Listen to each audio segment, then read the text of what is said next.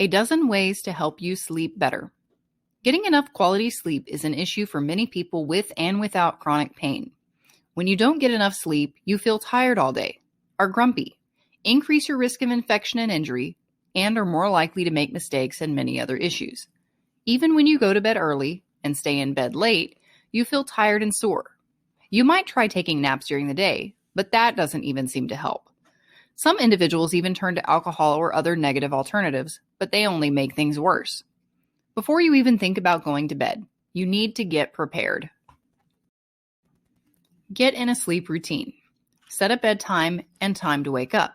This schedule should be the same for every day of the week. People often try to make up time to sleep over the weekends, but this just confuses the body and makes it harder to get back on track. If for some reason you are unable to get to bed on time, still wake up at your normal time. The more consistent sleep times you have, the easier it will be for your body to readjust. Make a pre-sleep routine. Not only do you need to set sleep and wake times, you need to get into a routine an hour before bed to help you wind down. Our bodies thrive on routines. If your body knows that every night before bed you brush your teeth, lay out your clothes for the next day, and prep the coffee pot, it will start to expect sleep to follow. Limit things that keep you alert for several hours before bed. I know it is common to say avoid caffeine after noon, don't exercise, eat, or drink several hours before bed, or tell you optimum times to shower. What I have learned is that everyone reacts to these factors differently.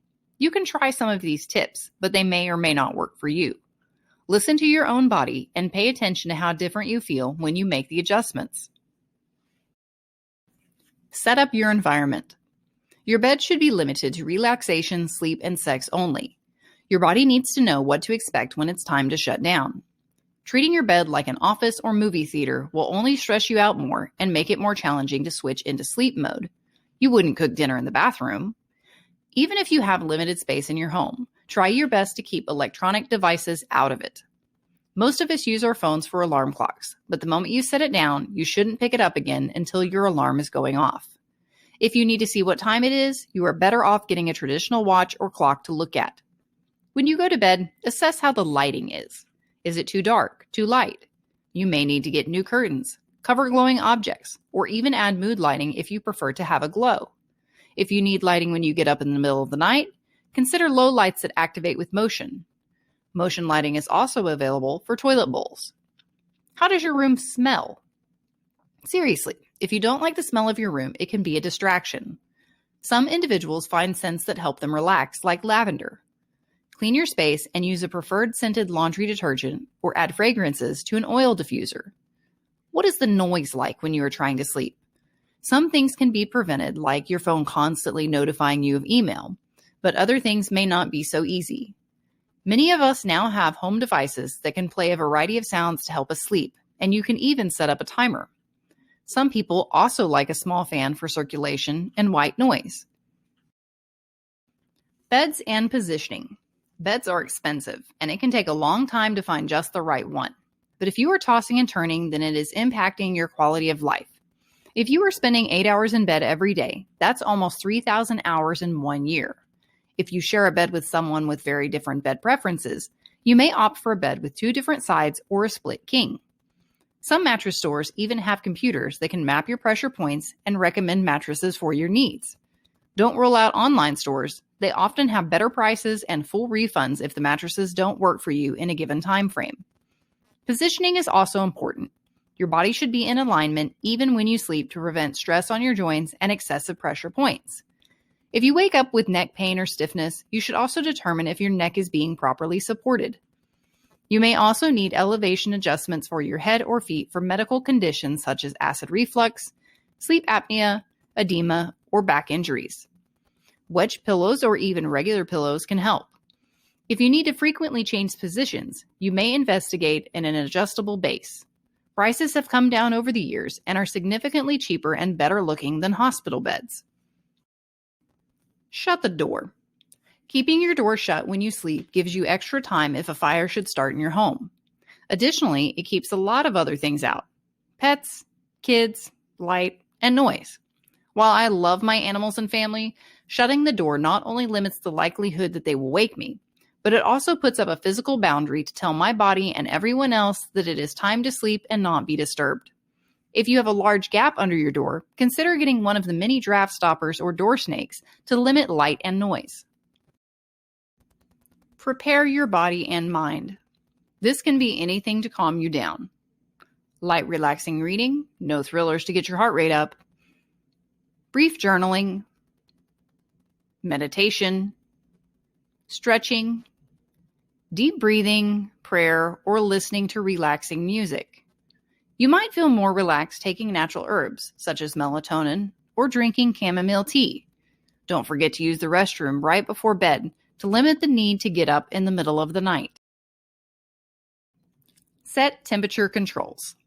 Many of us wake up in the middle of the night because we have become too hot or too cold. There are many options to help keep you comfortable as your body temperature changes. Portable or traditional window units, fans, space heaters, heated blankets, lighter sheets, more blankets, and humidifier or dehumidifiers are items that many people can use to get comfortable. Now there are also bed fans that push cold or warm air between the sheets with a programmable remote control. These work best for people that don't need to feel the weight of a blanket on top of them. For individuals who like the weight on top of them or tend to get warm through the area that's contacting the bed, they now make a device that straps onto your bed and pushes cool or warm water through tubes at the push of a button. Body pressure. The amount of force against your body is something that is often forgotten about, but also important. For many people with anxiety or similar issues, they find pressure against their body to be comforting.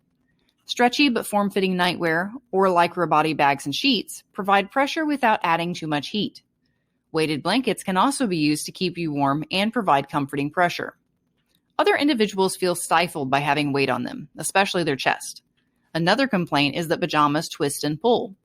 Sleeping naked or just in underwear is always an option. If you have children, lock your door and keep a robe nearby. Sometimes just the pressure of your body on the bed can become an irritation. Do your heels hurt when you wake up in the morning? You may need to float your feet to release this pressure. Think about how certain body parts, especially bony areas, feel when you lay down in different directions. Find modifications as needed to reduce this pressure.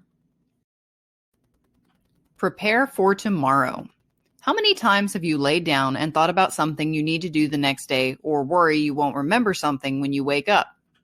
Before you head to bed, get ready for your next morning so that you are not rushing. Prep your coffee pot, pull out your clothes, make your lunch if you can, write down everything you need to do the next day, and write down anything in general you are afraid you are going to forget.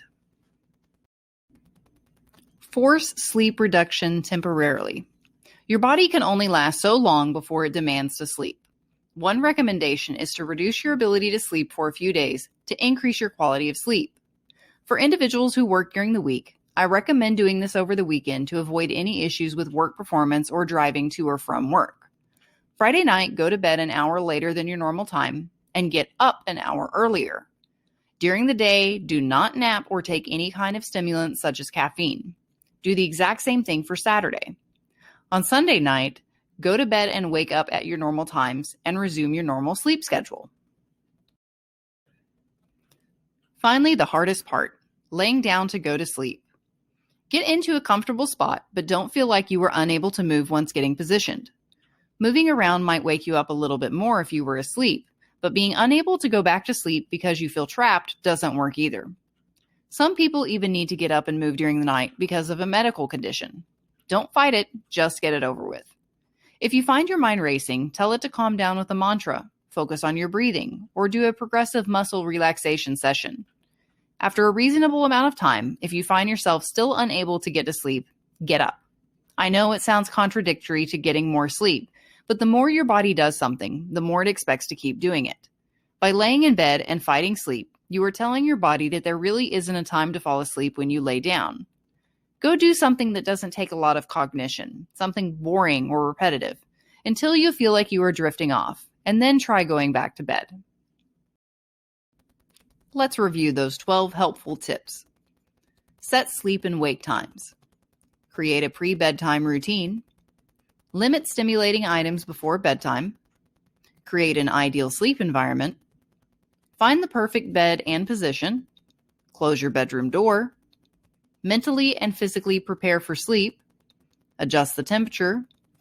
Check your body pressure. Prep for tomorrow. Try temporary sleep reduction and make adjustments after you lay down. Apply these 12 principles to your sleep routine and take the next step to feeling more rested and relaxed.